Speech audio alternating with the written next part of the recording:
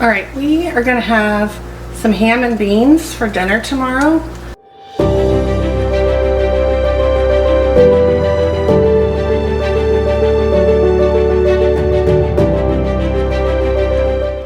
So I'm gonna get them started soaking. So I put some baking soda in my pan. And I'm gonna put about 2 cups of beans in to soak. That way we've got dinner and some leftovers, but not enough to keep us eating beans every day for 2 weeks. All right.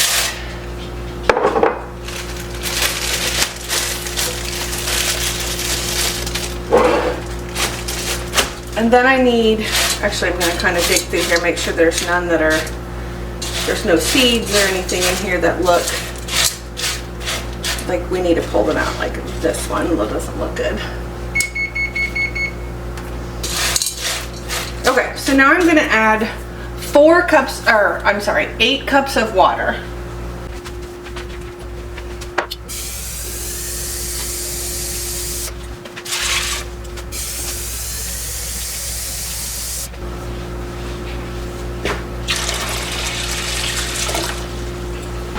Alright, I'm going to turn this on and I'm going to bring this slowly to a boil.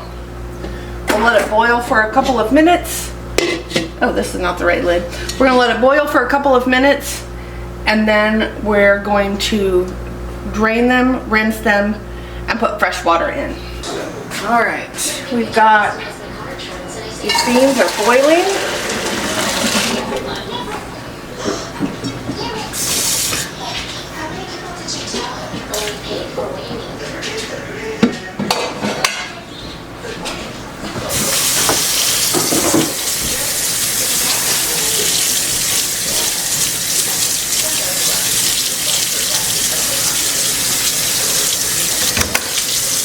Alright, so now I'm just going to put these back in.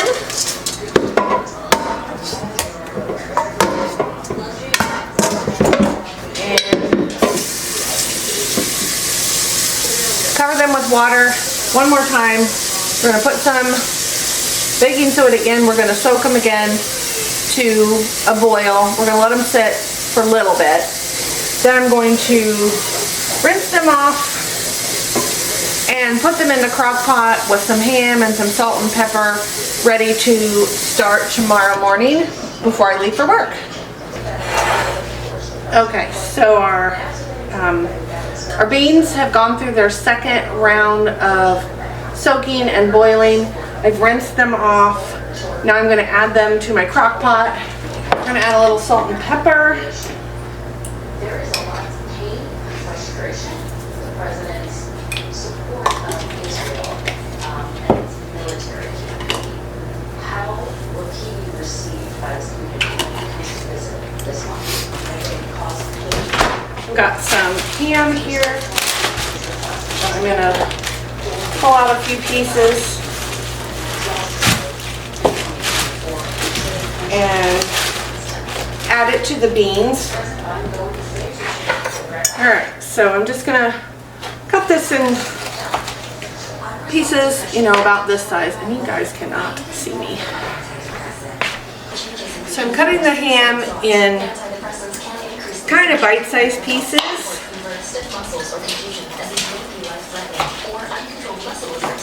It's for flavor as much as anything else, so I'm just going to get this in here. I'm going to stick this in the microwave just for a few seconds so that I can cut it easier.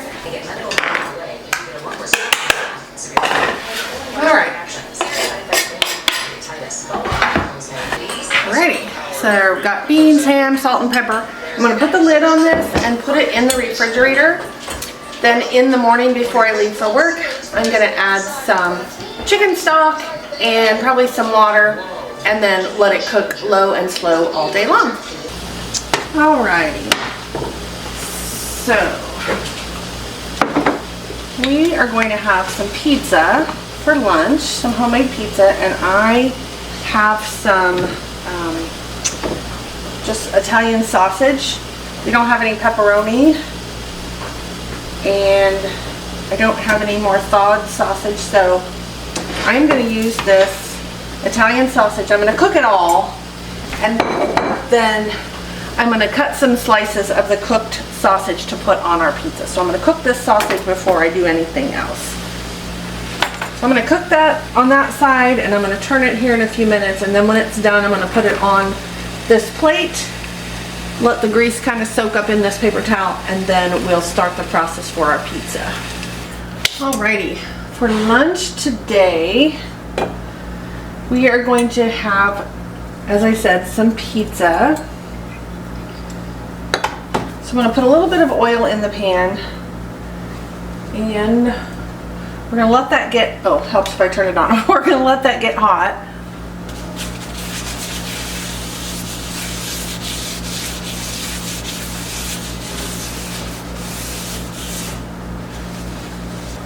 So I finished cooking the sausage, and I sliced about 1.5 of them. It's not quite done. It's just a little tiny pink in the middle, but it will finish cooking in the oven. So I'm not really too concerned about that. But we want to make sure that our pan gets nice and hot. And I am making a sourdough crust pizza. If you've ever watched Farmhouse on Boone, she does this a lot. This is where I saw it. My husband and I tried it one night, and it was amazing, and so that is what we're doing. So I'm just going to take a scoop of our sourdough starter, and we're going to spread it around. Oh my gosh, I'm just making such a mess. We're going to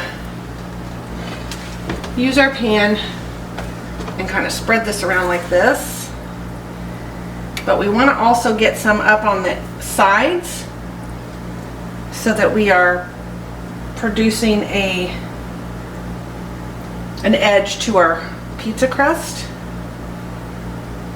This is why it's important that you get your pan really hot. I'm not sure I had mine hot enough, so let that sit for just a minute, and then we'll do that again and make sure we get a good layer of crust on our edge.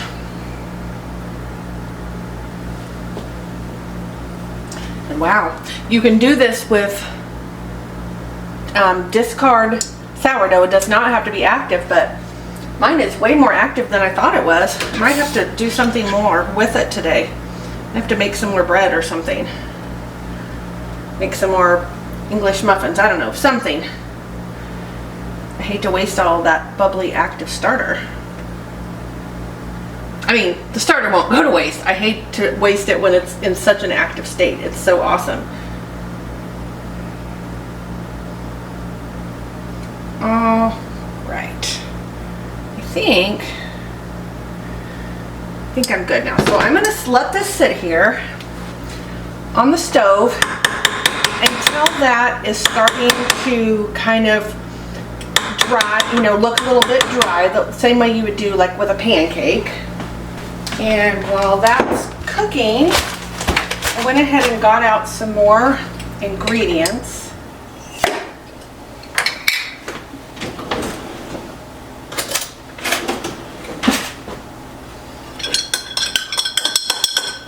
All right, that looks pretty good. I'm gonna go ahead and turn the heat off. And we're gonna go ahead and put our sauce in.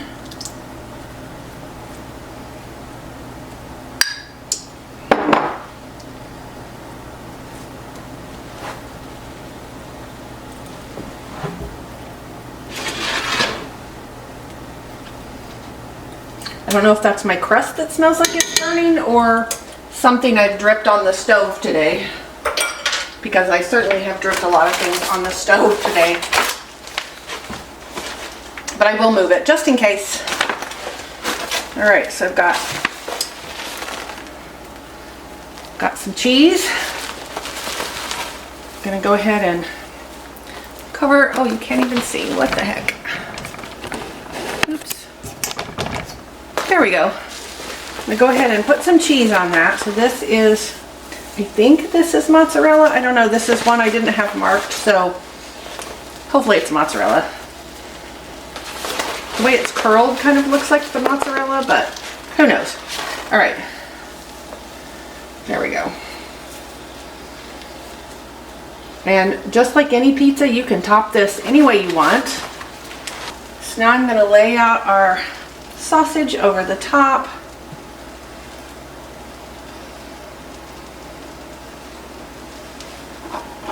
Same as if they were little pepperoni slices. Just like that. Oh, that was pretty much the perfect amount.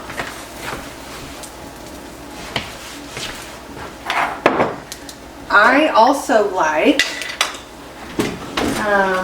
let's see, I also like the mild banana peppers on here. I think these are just, yeah, they're mild. I use these in my chili a lot, or I use just the juice in my chili sometimes, but I also like them on my pizza. And since we don't have a whole lot of toppings here in the house, I am going to use some of this stuff.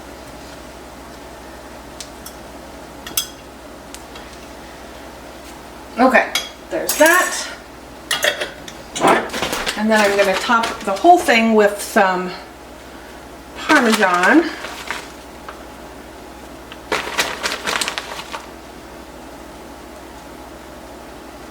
And I like my pizza cheesy, so you can see that by what I'm doing here. So we're going to top that with Parm.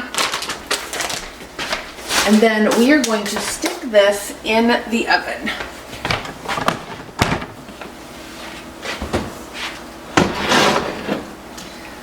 I've got my oven at 425. We're going to cook that about 15 or 20 minutes. So I'm going to set it for 15. And then we'll see what it looks like.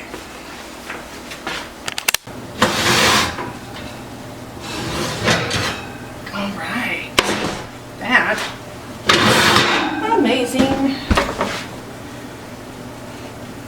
I don't think I did a good enough job of getting my sides up there, but that's okay. It's still going to be delicious. All right, so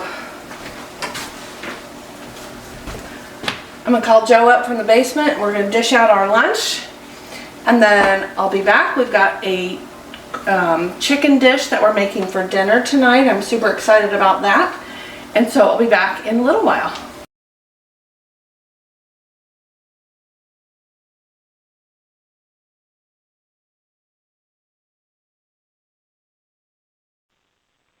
Okay, for dinner tonight, we are making a creamy ranch chicken. It looks so good. I hope it turns out as fantastic as it looked. So I've got a package here of chicken breasts from some chickens that we butchered earlier, I guess, in 2023. And so I've got those thawed, and I've taken them all out, and I'm just going to lay them out so that they are all kind of laying the same way. We're going to add some seasonings here in a minute. So first, I've got about 2 or 3 tablespoons of butter, and I'm going to go stick it in the microwave so that it can be melted. And then to this side, I'm going to add some salt and some pepper and Italian seasoning. And the salt and pepper is to taste. The Italian seasoning is 2 teaspoons total, so about a teaspoon on each side. You can see I did not measure it. I just kind of sprinkled it out there. And I'm putting some olive oil then in my skillet to start heating. Now I'm going to flip each of these pieces of chicken over so that I can season the other side.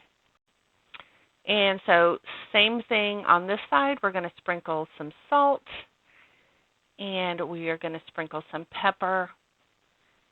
And then finally we are going to go ahead and put our Italian seasoning on each of these pieces as well. And again, I didn't measure. I just kind of eyeballed things and just made sure that every piece was covered. Now we're going to take our melted butter, and we are going to brush it onto one side of our chicken.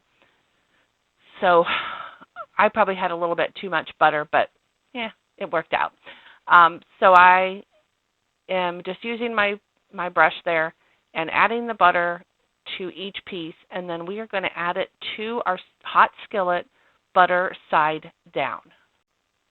So you want to make sure that your oil is nice and hot in your pan, and you don't want to crowd your chicken when you put it in there. So if you need to do it in 2 batches, then that's what you should do. I was able to get all but I think about 3 pieces, maybe 2 pieces in my skillet, since these pieces are pretty small. And once those are cooked on one side and I'm able to make a little more room, then I can go ahead and add those other 2 pieces. So they are just sizzling away. We want to let these cook for about 4 to 5 minutes on each side, because we want to build up a really nice brown crust on these. So it finally occurred to me to put my screen on there so I'm not spraying grease all over my pan. So here I am taking out the pieces that are done, or the chicken is not necessarily done. I'm taking out the pieces that have a nice brown crust on them and setting them off to the side on a plate. And then I've put the other 2 in, cooked those on both sides, and now we're ready to start our sauce. So first thing we're going to add is a can of cream of chicken soup. Now, I think this was chicken and herb, but that's what I had, so that's what I used, and of course it's going to be fine. And then we added 1.5 cups of milk. So I'm just going to break up that soup and stir it in so that we've got, a fairly smooth sauce base in our pan. Once we've got that into a fairly smooth sauce, oops, there you can see I'm splattering all over my stove, we are going to add 1 cup of sour cream.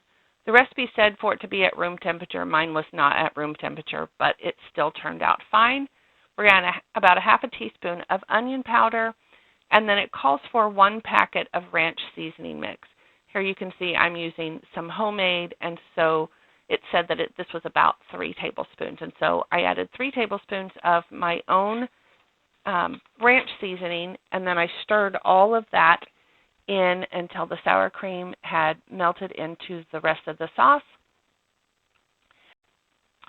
So now we're just going to leave this over kind of a medium heat, and we're just going to let it bubble, and it should be bubbling very gently, and we're going to let it reduce for about 5 minutes, and it will get nice and thick, and so that is what we're looking for.